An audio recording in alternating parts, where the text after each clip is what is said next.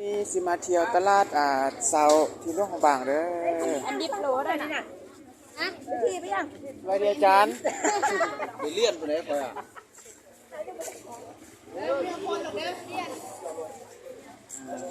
มีหน่อไม้เนาะ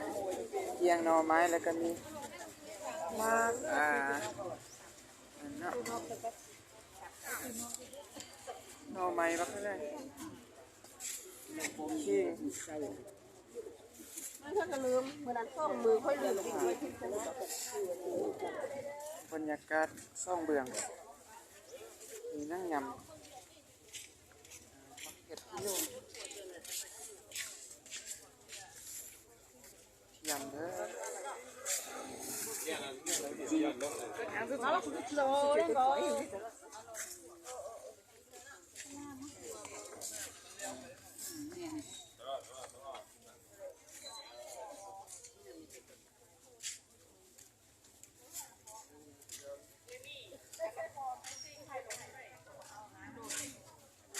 น่าเสียบ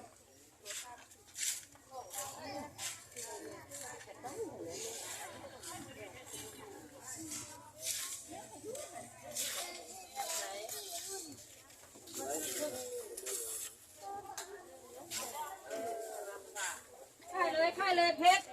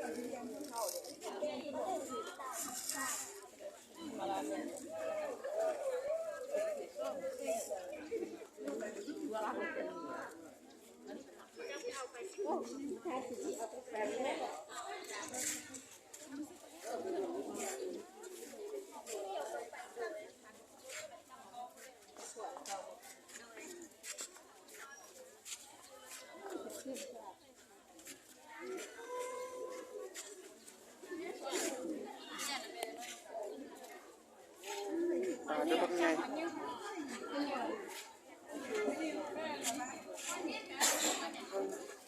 สด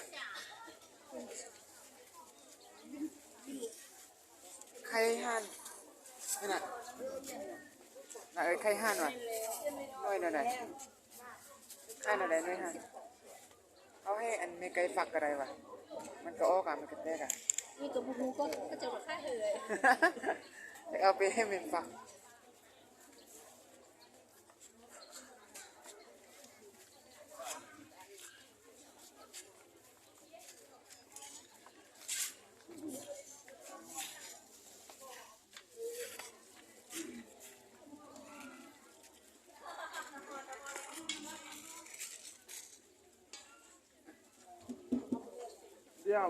เลี้ยงหมาอีกชิ้น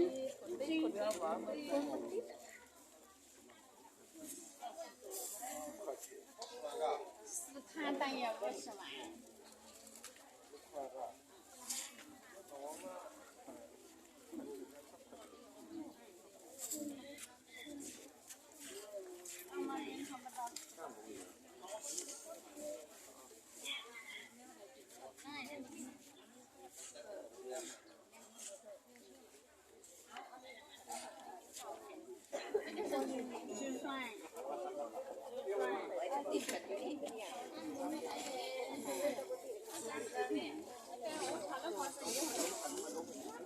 โอเคปลาซุปนอน150 เหรียญ150 เหรียญ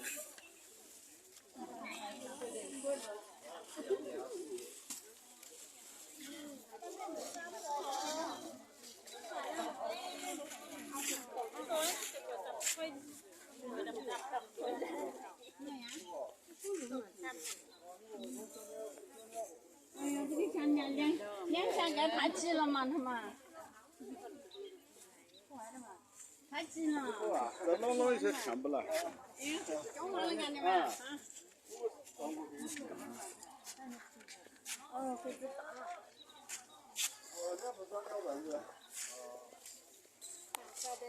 บรรยากาศเด้อ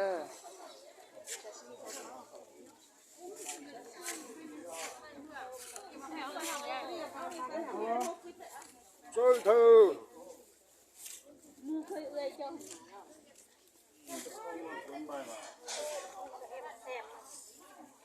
อีเวียดก็ยังให้6,000แล้ว